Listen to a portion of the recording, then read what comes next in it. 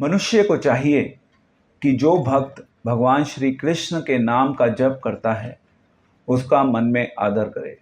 उसे चाहिए कि वह उस भक्त को सादर नमस्कार करे जिसने आध्यात्मिक दीक्षा ग्रहण कर ली है और जो अर्च विग्रह के पूजन में लगा हुआ है, एवं उसे चाहिए कि वह उस शुद्ध भक्त की संगति करे और श्रद्धा पूर्वक उसकी सेवा करे जो अनन्य भक्ति में आगे बढ़ा हुआ है और जिसका हृदय दूसरों की आलोचना निंदा करने की प्रवृत्ति से सर्वथा विमुख है। तो अभी हमने 4 श्लोक डिस्कस कर लिए हैं। आज हम श्लोक संख्या 5 डिस्कस कर रहे हैं। 4 करें 5 करें? 4 करें। तो आज हम 5वां श्लोक डिस्कस कर रहे हैं। चौथा श्लोक था कि किस प्रकार से भक्तों के बीच में आदान प्रदान होना चाहिए। अब 5वां जो श्लोक है, 5वें श्लोक में अब भक्तों के साथ आदान प्रदान तो होना चाहिए, बट भक्तों में भी अलग अलग कैटेगरीज हैं। कैटेगरीज का मतलब यह है कि कुछ भक्त बहुत उन्नत होते हैं जिनको हम बोलते हैं एडवांस वैष्णव, जिनको हम गुरुजन भी बोल सकते हैं। कुछ भक्त होते हैं नए भक्त। नए भक्त मीन्स जिन्होंने अभी आना शुरू किया है, जिन्होंने कृष्ण भावनामृत में अपना अभी कदम रखा है। और कुछ ऐसे भक्त होते हैं जो काफ़ी समय अपना दे चुके हैं, उनकी सही अंडरस्टैंडिंग विकसित हो चुकी है, उन्होंने दीक्षा ले ली है, अब वो प्रचार कार्य में पूर्ण रूप से व्यस्त हो चुके हैं। दूसरे शब्दों में अपना जीवन जो है उन्होंने पूर्ण रूप से भगवान की सेवा में समर्पित कर दिया है। तो अलग अलग कैटेगरीज हैं।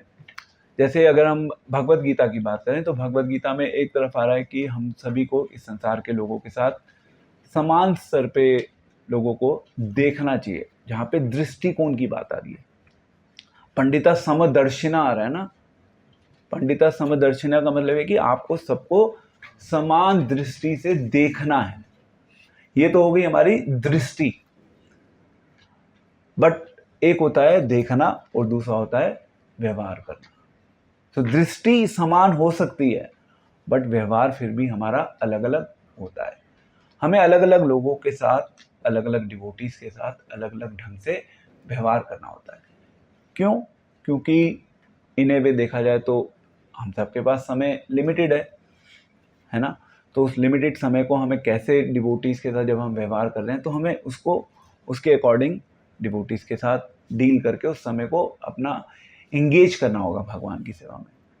हो सकता है कोई नया डिवोटी आया, फॉर एग्जाम्पल नया डिवोटी आया आपके प्रोग्राम में पहली बार, आपने पूरा दिन उसके साथ लगा दिया। आप तो हेल्प करने की भावना से कर रहे थे बट अल्टीमेटली वो हेल्प मानी जाएगी?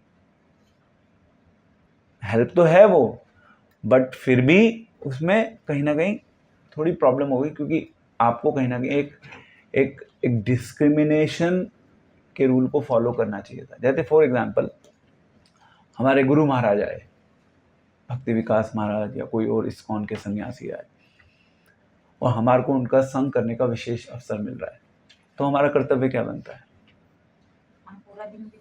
सब कुछ छोड़ छाड़ के आ जाए। जितना समय हम उनके साथ, उनकी सेवा में, उनका श्रवण उनसे करके, उनका संग प्राप्त करके हम व्यतीत कर सकते हैं, हमें उस लाभ को लेना चाहिए। फिर आप ऐसा नहीं कि हाँ भाई आपने कोई नया डिवोटी आ गया, आप उसके साथ सुबह से शाम तक बात करने में व्यस्त हो गए, फिर आप ऐसा नहीं कर सकते। तो अब आपने वहाँ पे क्या किया? वहाँ पे आपने डिस्क्रिमिनेटरी पावर को यूज़ किया। जो भगवान ने आपको विवेक शक्ति दी है, उस विवेक शक्ति के अनुसार आपने ये डिसाइड किया कि यस मुझे अभी इसका संग करना है, इसका संग नहीं करना। तो भक्तों के समाज में भी इस प्रकार से 3 कैटेगरीज हैं। अब उन 3 कैटेगरीज में भी सब कैटेगरीज हो सकती हैं, ठीक है। तो अब हम उनको कैसे बोलते हैं? सबसे पहले बोलते हैं, हम शुरू करते हैं कनिष्ठ भक्त।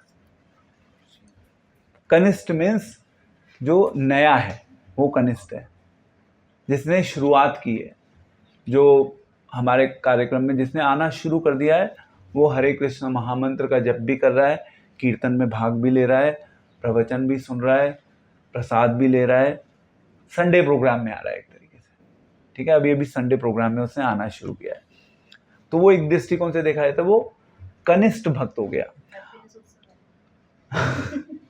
सही कह रहे हैं आप, यस। हाँ जी। तो कनिष्ठ में भी अगेन बहुत सारे डिविजन हैं। कनिष्ठ में ऐसा भी कहा गया कि भाई जो जिसने दीक्षा ले ली है, जिसकी आध्यात्मिक जर्नी शुरू हो गई है, तो एक तरीके से शुरुआत होना, जिसकी स्पिरिचुअल लाइफ शुरू हो गई, वो एक कनिष्ठ भक्त बन गया। जिसने हरे कृष्ण महामंत्र का जप करना शुरू कर दिया, वो कनिष्ठ भक्त बन गया। तो अब यहाँ पे हमारा कर्तव्य क्या बनता है? हम सब भक्त बनने की कोशिश कर रहे हैं, तो हमारा कर्तव्य बनता है कि जो भी कनिष्ठ भक्त है, जिससे भी हम मिल रहे हैं उस कनिष्ठ भक्त से, एटलीस्ट हम उसको मानसिक स्तर पे क्या करें? प्रणाम करें। एक बेसिक रिस्पेक्ट का कॉन्सेप्ट है यहाँ, क्योंकि चैतन्य महाप्रभु ने अपने शिक्षाष्टकम में बता दिया, अमानी ना मान देना, और ये तो एक बिल्कुल बेसिक क्वालिफिकेशन है ना। तो हम तो इस संसार के जो ऑर्डिनरी लोग हैं, ऑर्डिनरी लोगों की बात छोड़िए, जो कीट पतंगे हैं, इंसेक्ट्स हैं, एनिमल्स हैं, हमें तो उनको भी रिस्पेक्ट देनी है। हमारा भारतीय कल्चर हमें यही सिखाता है, तो हमें सभी को रिस्पेक्ट देनी है। बट यस, देन उसके बाद जो न्यू डिवोटीज आए, उनके साथ हमारा रिस्पेक्ट का एक अलग व्यवहार होगा, हम अलग तरीके से उनको रिस्पेक्ट देंगे। तो ये एक कैटेगरी हो गई। अब इस कनिष्ठ में भी अलग अलग सब कैटेगरीज हो सकती है, क्योंकि इसमें एक अंडरस्टैंडिंग का भी रोल है। हो सकता है हम 16 माला कर रहे हो, 16 माला करते हुए भी हम कनिष्ठ हो सकते हैं। अंडरस्टैंडिंग डेवलप नहीं हुई, बट फिर भी हमारा थोड़ा थोड़ा फेथ है, उस फेथ के अकॉर्डिंग हमने आना शुरू कर दिया है, हमने फॉलो करना शुरू कर दिया है। बट क्या हम कन्विंस हो गए? अभी हम कन्विंस नहीं हुए। अभी हम क्या करते हैं? अभी हम डिवोटीज की काइंड ऑफ बैक बाइटिंग भी करते हैं। अभी हम डिवोटीज को उल्टा सीधा भी बोल देते हैं, डिसरिस्पेक्ट भी कर देते हैं। हमारे हृदय में कहीं ना कहीं डिवोटीज के प्रति द्वेष भावना है, एनवियसनेस भरी हुई है।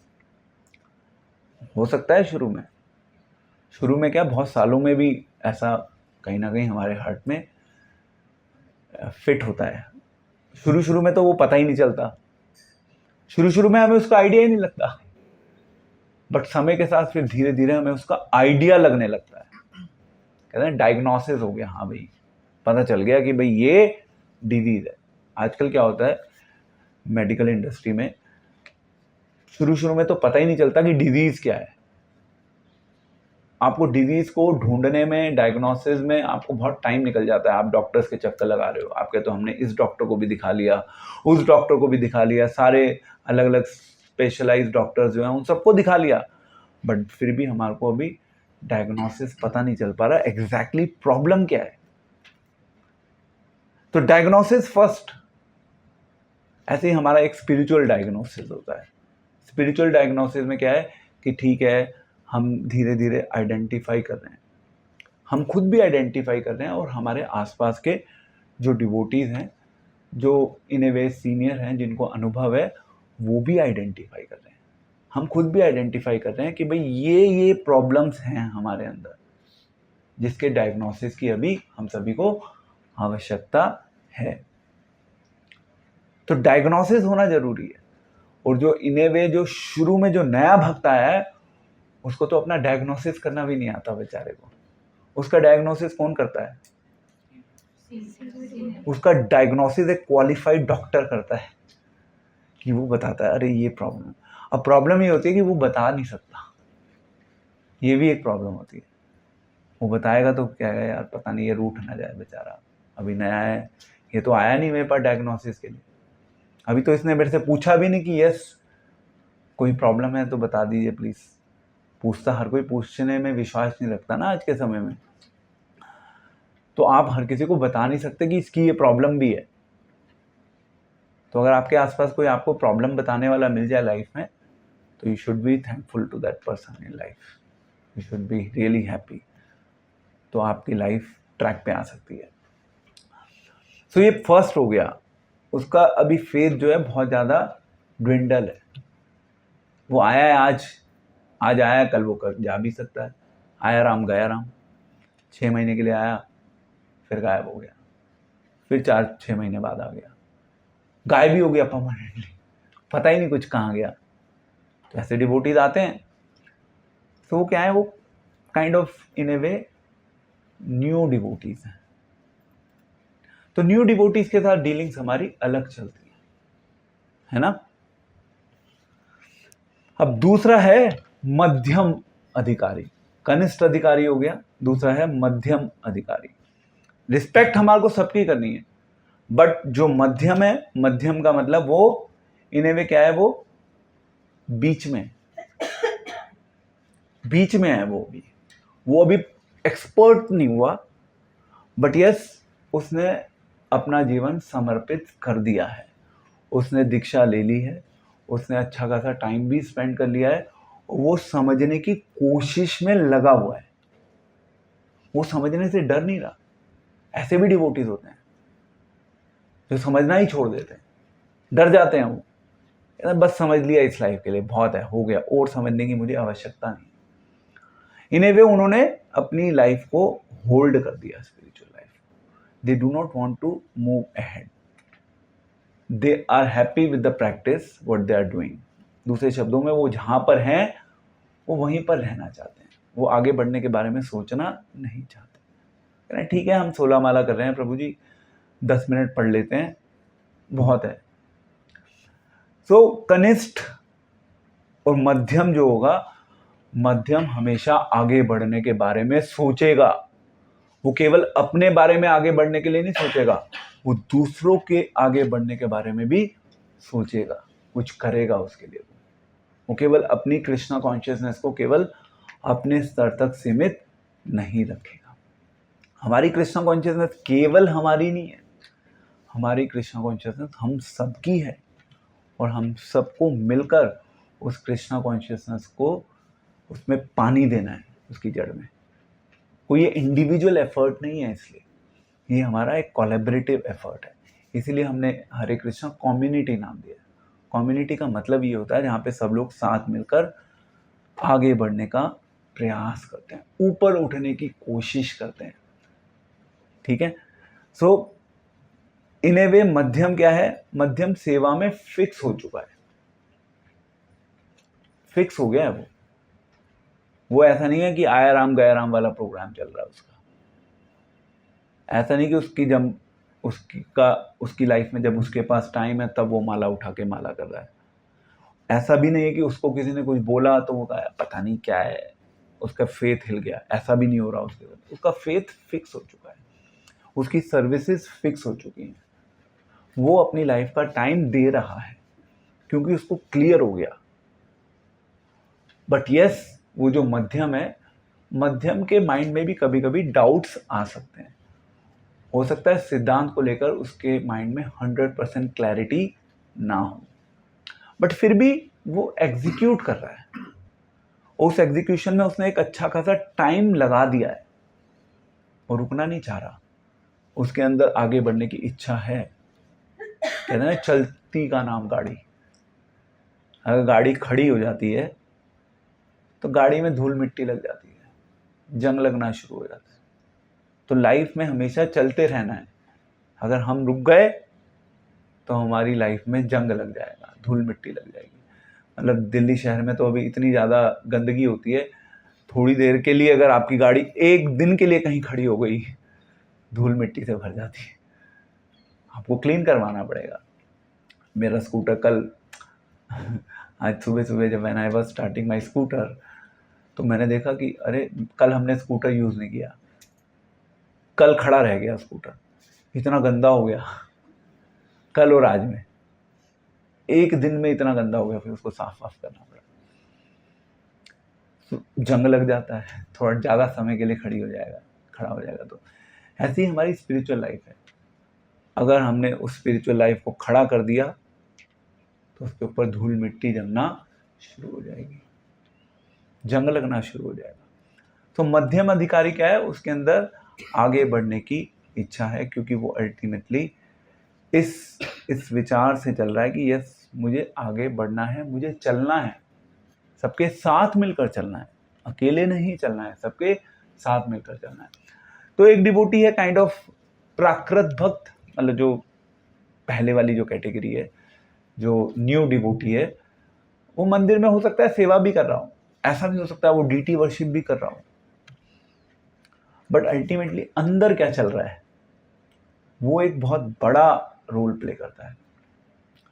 इसलिए कृष्ण भावनामृत में जब हम अपना अनुभव शेयर करते हैं, है ना, तो अनुभव शेयर करना मीन्स कि उससे आपको एक आइडिया लग रहा है कि यस, इस डिवोटी को कुछ समझ है, कुछ अंडरस्टैंडिंग है।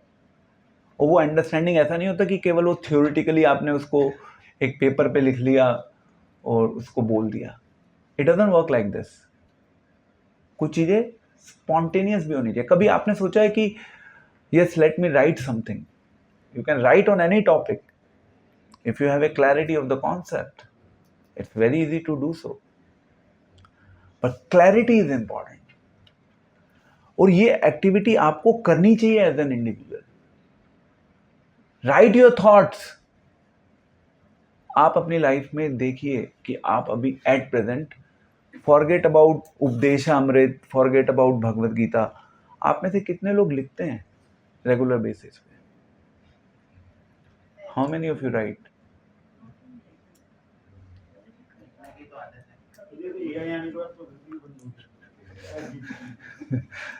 नहीं, बट मेरी रिक्वेस्ट है कि आप अपनी थोड़ी सी पर्सनल लाइफ का आंकलन करने के लिए थोड़ा सा लिखना शुरू करिए।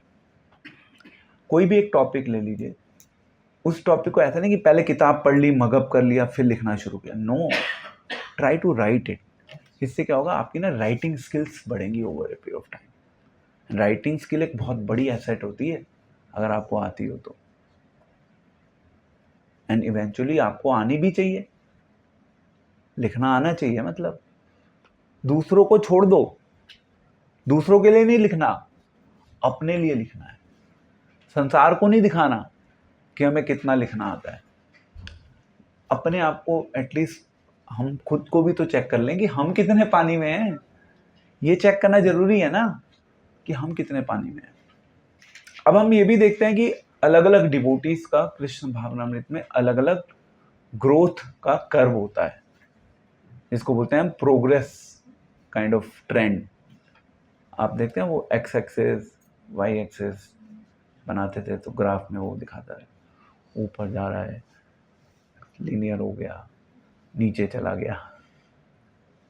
जैसे अब आप अगर एक डॉक्टर जब जाता है, सॉरी, एक डॉक्टर जब ट्रीट करता है तो वो वहाँ पे क्या चलता है, आवाज आती है टिंग टिंग टिंग टिंग टिंग टिंग टिंग टिंग टिंग टिंग टिंग। स्ट्रेट हो गई, स्ट्रेट हो गई मतलब गया बंदा। तो अगर हमारी भक्ति भी स्ट्रेट हो गई तो गए हम। टिंग टिंग टिंग होती रहनी चाहिए। चलो नीचे भी हो रही होगी तो भी कोई प्रॉब्लम है, बट टिंग टिंग टिंग होना जरूरी है, क्योंकि नीचे भी होगी तो क्या होगा, देन एक अलार्म आएगा माइंड में, अरे भाई मैं नीचे चला गया, I have to wake up. नीचे जाने में भी कोई खतरा नहीं है सच। हम ना नीचे जाने में घबराते हैं, पर भक्ति का कॉन्सेप्ट अलग है। भक्ति में नीचे जाना भी हमारे लिए एक सिग्नल है, एक अलार्म है। ओके फाइन, मैं नीचे गया, but then again I have to wake up, मुझे वापस ऊपर जाना है। बट लीनियर वाला प्रोग्राम जो है वो थोड़ा सा ज्यादा डिस्टर्बिंग हो सकता है। लीनियर में तो मतलब गया बंदा इस संसार से, ठीक है। ओके, सो सबका ग्रोथ का जो कर्व है अलग अलग है। अब ये जो डिविजन्स दिए हैं रूप गोस्वामी ने, कनिष्ठ अधिकारी, मध्यम अधिकारी, उत्तम अधिकारी की भी अभी बात करूंगा।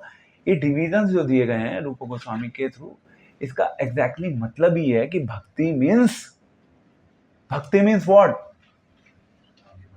भक्ति means advancement. If there is no advancement then that means there is a problem. Advancement is must. वो एडवांसमेंट आपको चेक करनी होगी, इंडिविजुअल लेवल पे चेक करनी होगी, कलेक्टिवली चेक करनी होगी। और आप सब चेक कर सकते हैं, हम सब चेक कर सकते हैं। हम सबको पता है कि हम कितने पानी में हैं। किसी और को हमें अपनी रिपोर्ट कार्ड देने की कोई आवश्यकता नहीं है। हम अपनी रिपोर्ट कार्ड अपने आप को ही दिखा सकते हैं। We can do that.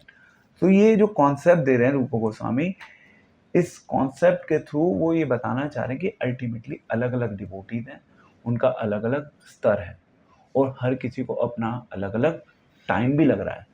किसी को 10 साल लग सकते हैं, किसी को 5 साल लग सकते हैं, किसी को 20 साल लग सकते हैं। सेम चीज को फॉलो कर रहे हैं, सब कुछ कर रहे हैं, बट फिर भी टाइम जो है सबका अलग अलग चल रहा है। तो इसमें अब तीसरी कैटेगरी है उत्तम अधिकारी। अब उत्तम अधिकारी कौन है? उत्तम अधिकारी एक दृष्टिकोण से देखा है तो उत्तम अधिकारी जो है वो गुरु वर्ग की कैटेगरी में आते हैं। गुरु वर्ग वो हैं जो पूर्ण रूप से प्रचार में लगे हुए हैं। वो एक जगह ऐसा नहीं बैठे हुए हैं, वो ट्रेवल कर रहे हैं जगह जगह और लोगों को कृष्ण भावनामृत में आगे बढ़ने के लिए प्रेरणा दे रहे हैं। उनका जीवन केवल इसीलिए बना है। उनसे कोई भी किसी भी आध्यात्मिक विषय के ऊपर कोई चर्चा करेगा तो वो उसको बहुत सरलता से डिफीट कर सकते हैं। दूसरे शब्दों में उनको सिद्धांत को लेकर 1% भी कोई डाउट नहीं है। उनके पास अपना एक कृष्ण भावनामृत का एक ठोस अनुभव है।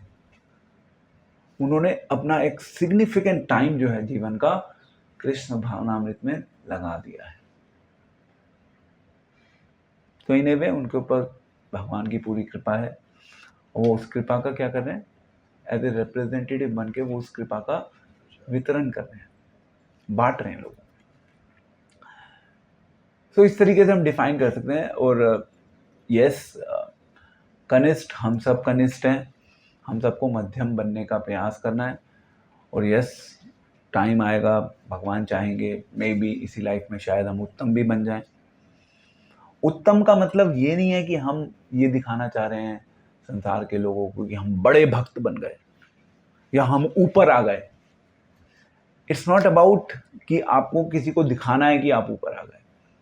इट्स अबाउट कि आप इनफैक्ट जितने आप ऊपर जाएंगे उतने आप इंटरनली नीचे भी जाएंगे। ये भी कॉन्सेप्ट है, समझ रहे हैं? नीचे जाने का मतलब है उतने आप अपने हृदय में दीनता का भी अनुभव साथ साथ करेंगे। एक्सटर्नली ऐसा जरूर लगेगा लोगों को या संसार के लोगों को कि आप बहुत ऊपर जा रहे हैं, संसार में आपका नाम हो रहा है, लोग आपको जान रहे हैं। बट एक डिवोटी के लिए इंटरनली जो सन्यासी का रोल प्ले कर रहा है, जो उत्तम अधिकारी का रोल प्ले कर रहा है, इंटरनली उसको इन चीज़ों से कुछ लेना देना नहीं है, कुछ मतलब नहीं है। एक्सटर्नली वो सब केवल एक कहना सोशल ड्रामा है। It is just a social drama. Internally he knows what is his position. Internally एक सन्यासी को पता है कि वो क्या है। वो केवल अपने गुरु की इच्छा को पूरा करने का प्रयास कर रहा है। उसने अपने जीवन को पूर्ण रूप से कृष्ण सेवा में, कृष्ण के चरणों में समर्पित कर रखा है। यस, वो केवल कृष्णार्थ अखिल चेष्टा, केवल कृष्ण की चेष्टा को पूरा करने में एक छोटा सा इंस्ट्रूमेंट है। सो दीनता से वो पूर्ण रूप से ओतप्रोत है। हो सकता है वो अपनी दीनता को किसी को दिखाए ना, बट उसके हार्ट में है वो उसकी उस दीनता से बाकी लोग प्रभावित हो जाएंगे। यानी कि उसकी दीनता दूसरों लोगों के जीवन में परिवर्तन लेकर आएगी। उसको बोलने की जरूरत नहीं कि मैं दीन हूं, समझ रहे हैं? इंटरनली वो दीन है, क्योंकि जो जितना ज्यादा दीन होगा वो उतना ज्यादा एडवांस होगा। सो एक्सटर्नल पैरामीटर नहीं है कि आप उत्तम हैं, इंटरनल पैरामीटर है आप कितने दीन हैं। एक्सटर्नल कुछ वैलिडेशंस होते हैं, कुछ चेक होते हैं जिनके थ्रू हम कह सकते हैं कि हाँ भाई ये एक अच्छा भक्त है, कुछ पैरामीटर्स हैं। बट आप केवल उन पैरामीटर्स के बेसिस पे एक डिवोटी की ओवरऑल स्पिरिचुअल ग्रोथ को एसेस नहीं कर सकते। देखिए, एक ट्रेंड ये भी होता है कि यस, कि हमें किसी भी डिवोटी का कभी जज नहीं करना चाहिए। मतलब डिवोटी कैसा है कैसा नहीं, हमें जज नहीं करना चाहिए। तो फिर भी हम जज करते हैं। क्यों करते हैं हम फिर जज, जब जज नहीं करना चाहिए? उसकी ग्रोथ के लिए। Okay fine, what else, why do we जज? मन है तो कहीं भी चला जाता है। ओके, ठीक है। यस जिंदल प्रभु, हम जज क्यों करते हैं? कम्युनिटी का स्ट्रांगनेस और स्ट्रेंथ रखने के लिए स्वॉट एनालिसिस जरूरी है। स्वॉट एनालिसिस, ओके। बट ऐसा भी कहा जा रहा है कि डिवोटीज जो कर रहे हैं करने दो भैया, आप क्यों चेक कर रहे हो, क्यों उनकी लाइफ को आप खंगालने की कोशिश कर रहे हो, क्यों करते हैं? अल्टीमेटली हम किसी को अगर जज करते हैं तो उसका सबसे इम्पॉर्टेंट लक्ष्य होता है कि हम उस जजमेंट के थ्रू हम एक सेंस ऑफ डिस्क्रिमिनेशन विकसित करते हैं। डिस्क्रिमिनेशन की आवश्यकता क्यों है? क्योंकि उस डिस्क्रिमिनेशन के आधार पे हम उस डिवोटी के साथ या तो संग करेंगे या उस डिवोटी के साथ हम संग नहीं करेंगे। हो सकता है किसी डिवोटी का संग मेरे लिए लाभकारी हो और किसी डिवोटी का संग मेरे लिए शायद प्रॉब्लम क्रिएट करे। तो इसलिए जजमेंटल है हम बाय नेचर, हमारा स्वभाव है, बट उस जजमेंट को हमें सही स्पिरिट में करना है। हमें उस जजमेंट को इस एंगल से नहीं करना कि भाई ये सामने वाला बेकार है, सामने वाला अच्छा है। सामने वाला कैसा भी है वो है जैसा, लेट इट बी। हम कैसा बनना चाहते हैं? क्या हम सामने वाले जैसा बनना चाहते हैं?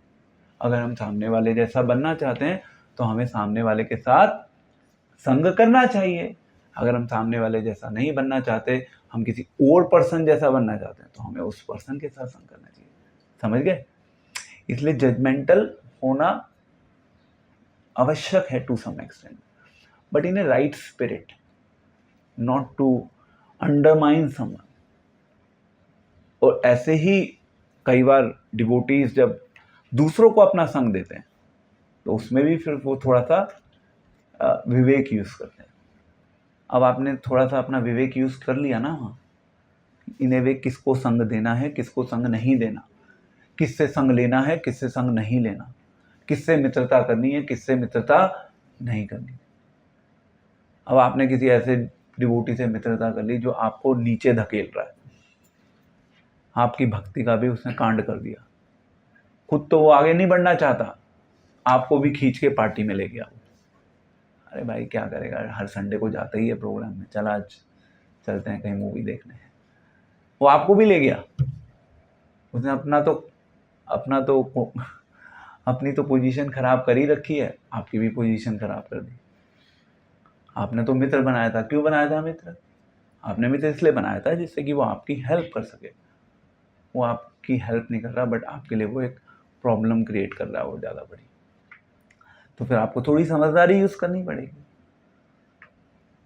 जो आपको स्पिरिचुअली हेल्प कर रहा है, आप उसी से तो फ्रेंडशिप करोगे, या आप जिसकी स्पिरिचुअली हेल्प कर सकते हो उसी से आप फ्रेंडशिप करोगे, सबसे थोड़ा ना कर लोगे। तो ये जो कनिष्ठ मध्यम उत्तम है, इसका एक एंगल ये भी है कि हम जब इस संसार में डिवोटी से भी डील करते हैं तो हमारे को किसके साथ मित्रता करनी है, किसकी स्पिरिचुअल लाइफ में हेल्प करनी है, किससे हमें हेल्प लेनी है, इन सब की क्लैरिटी होती है, और किससे हमें दूर रहना है। ये भागवतम में आ रहा है 11वें कैंटो में, 4 मतलब टोटल यस, तो भागवतम में आई थिंक 5 है टोटल। सबसे पहले तो भगवान की बात हो रही है, भगवान हमारे वर्शिपेबल ऑब्जेक्ट हैं। उसके बाद इस संसार में यस जो डिवोटीज़ हैं, डिवोटीज़ हमारे मित्र भी हो सकते हैं, डिवोटीज़ हमारे सीनियर भी हो सकते हैं, डिवोटीज़ हमारे इन ए वे काइंड ऑफ जूनियर भी हो सकते हैं। तो कहीं हेल्प लेनी है, कहीं हेल्प को साथ मिलकर आगे बढ़ाना है, कहीं पे हेल्प देनी है। और ऐसे भी लोग हैं जिनको कृष्णा कॉन्शियसनेस में 1% भी इंटरेस्ट नहीं है, उनसे अपने आप को क्या करना है, दूर भी रखना है। तो ये समझदारी हमें कल्टीवेट करनी होगी over a period of time. तो हमने एक व्यक्ति के ऊपर टाइम इन्वेस्ट करना शुरू किया, करना चाहिए, कोई प्रॉब्लम नहीं है, अच्छा है, शायद उसकी हेल्प हो जाए, बट हमें थोड़ा सा समझदारी से काम लेना होगा और हमें देखना भी होगा क्या वो व्यक्ति हेल्प लेना चाहता है। हम अपना मत्था फोड़ने में लगे हुए हैं उसके साथ, अरे वो इंटरेस्टेड ही नहीं है। जब वो इंटरेस्टेड नहीं है तो मैं क्यों उसके साथ अपना समय व्यर्थ करूं। अब उसमें भी क्या होता है, जैसे फॉर एग्जांपल इस्कॉन में भी कुछ होते हैं डोनर्स, फेस्टिवल्स आएंगे, उनसे फ़ोन करोगे आप तो बोलेंगे हाँ जी प्रभु जी बताइए कितनी सेवा चाहिए, दे विल गिव डोनेशंस। वो हमारे वेल विशर्स हैं, हम उनको अकॉर्डिंगली ट्रीट करते हैं। कुछ हैं जो केवल प्रोग्राम्स में घूमने आते हैं, कुछ हैं केवल यात्राओं में घूमने आते हैं, हम उनके साथ अकॉर्डिंगली डील करते हैं। कुछ हैं सीरियस, उनके साथ अकॉर्डिंगली डील किया जाएगा। तो डीलिंग्स हमारी बदलती रहती हैं। द्वेष किसी से नहीं है, समय की मांग है, परिस्थिति ऐसी है। हम किसी के साथ, हमें किसी से कोई लड़ाई नहीं है, यहाँ पे भावना लड़ाई की नहीं है। या ये नहीं सोच रहे कि ये नीचे है ये ऊपर है, ये विचार नहीं है यहाँ पे। हमारा विचार ये केवल हमारा समय जो है वो इतना लिमिटेड है, हम सब गृहस्थ लाइफ में फंसे हुए हैं, हमें अपने समय को सही ढंग से यूज करना है, समझदारी के साथ, नहीं तो टाइम वेस्ट हो जाएगा। इसलिए जरूरी होता है, इसलिए डिस्क्रिमिनेशन इज इम्पॉर्टेंट। तो रूप गोस्वामी ये कॉन्सेप्ट इस श्लोक के थ्रू लेके आ रहे हैं कि भाई डिवोटीज से एसोसिएट करना है तो डिस्क्रिमिनेशन करना होगा। Discrimination could be in the sense of विचारधारा ऑल्सो, कि भाई यस डिवोटी वो अच्छा है बट फिर भी मेरी उसके साथ विचारधारा मैच नहीं होती, बट यस साथ में मिलकर फिर भी हम सेवा कर सकते हैं। विचारधारा मैच नहीं होती, इट्स ओके। वो डिवोटी है, मेहनत कर रहा है, वो भी सेवा करना चाहता है, हम भी सेवा करना चाहते हैं। क्योंकि देखो 1 और 1 11 का प्रिंसिपल तो काम करेगा ना। विचार अलग हो सकते हैं, हमारे अलग अलग माइंडसेट हो, इट्स ओके। ये इतना बड़ा फैक्टर है नहीं कृष्ण कॉन्शियसनेस में। शुरू में हम यही देखते रहते हैं, but as we grow we learn that कि ये सब चीज़ें सेकेंडरी हैं। अल्टीमेटली जिसकी अच्छी चेष्टा है, जिसकी अच्छी भावना है, जो सेवा करना चाहता है, तो साथ मिलकर कर लें। जितना हम साथ मिलकर करेंगे उतने हम भी प्रोटेक्टेड रहेंगे, सामने वाला भी प्रोटेक्टेड रहेगा और हम ज़्यादा अच्छे से कर पाएंगे सेवा। इसलिए तो श्रील प्रभुपाद जी ने इस्कॉन की स्थापना की है। सारा ऑब्जेक्टिव ही है। इस्कॉन के छोटे छोटे सेंटर्स जगह जगह खुल गए, उन सेंटर्स के थ्रू लक्ष्य एक ही है, अपने आसपास जहाँ भी आपको फैसिलिटी मिल रही है, जहाँ भी आपको सपोर्ट मिल रहा है, उस सपोर्ट को यूज़ कर लीजिए। पर्सनली मैं जैसे, अब मैं इस्कॉन मंदिर ऐसा ईस्ट ऑफ कैलाश में नहीं जाता, मुझे टाइम ही नहीं मिलता। तो हमारा प्रयास क्या है? What should be our aim? बताओ। कृष्ण जी का प्रचार करो। हमारा एम होना चाहिए हम यहीं पे इस्कॉन बना ले भाई, हमारा एम तो यही होना चाहिए ना। टू समराइज, हमने आज जो डिस्कस किया उसमें हमारा फोकस है कि यस डिवोटीज के समाज में डिस्क्रिमिनेशन होता है जब हम डिवोटीज के साथ व्यवहार करते हैं, बट यस दृष्टिकोण के स्तर पे हम डिस्क्रिमिनेट नहीं करते, क्योंकि अल्टीमेटली हम सब yes we are trying to become पंडिता समदर्शिना। हमारी स्पिरिट वही है और हम किसी को ये नहीं कह रहे कि कोई छोटा है कोई बड़ा है, बट फिर भी हम थोड़ी सी एक रैशनैलिटी यूज़ करते हैं। हम डिवोटीज़ को ऑब्जर्व करते हैं, क्योंकि उस ऑब्जर्वेशन के बेसिस पे हम डिवोटीज़ के साथ एसोसिएट करते हैं। हम एसोसिएशन ले सकते हैं, हम एसोसिएशन दे सकते हैं। उस एसोसिएशन को लेने और देने के लिए डिस्क्रिमिनेशन आवश्यक है, इसलिए हम इसकी बात करते हैं। इसीलिए रूप गोस्वामी इस विषय को उठा रहे हैं। अलग अलग डिवोटीज़ हैं, उन अलग अलग डिवोटीज़ की अलग अलग विचारधारा है। वो डिवोटीज़ अपने लेवल पे ठीक हैं, फाइन, हमें उनसे कोई आपत्ति नहीं है, कोई प्रॉब्लम नहीं है, बट हमारी विचारधारा शायद उनसे मैच नहीं करती। अल्टीमेटली जो फाउंडेशन है उस विचारधारा की वो श्रील प्रभुपाद है, जिन्होंने उस इंस्टीट्यूशन की स्थापना की। इसलिए हमारे प्रभुपाद ने जो किया है अपने जीवन से, प्रैक्टिकली जो करके दिखाया है, आप देख लो 7 पर्पसेस जो हैं इस्कॉन के, उन 7 पर्पसेस में कहीं भी ये फूड डिस्ट्रीब्यूशन का प्रोग्राम इंक्लूडेड नहीं है। अजीब सी बात है, यू कैन चेक। हरे कृष्णा। श्रील प्रभुपाद की जय।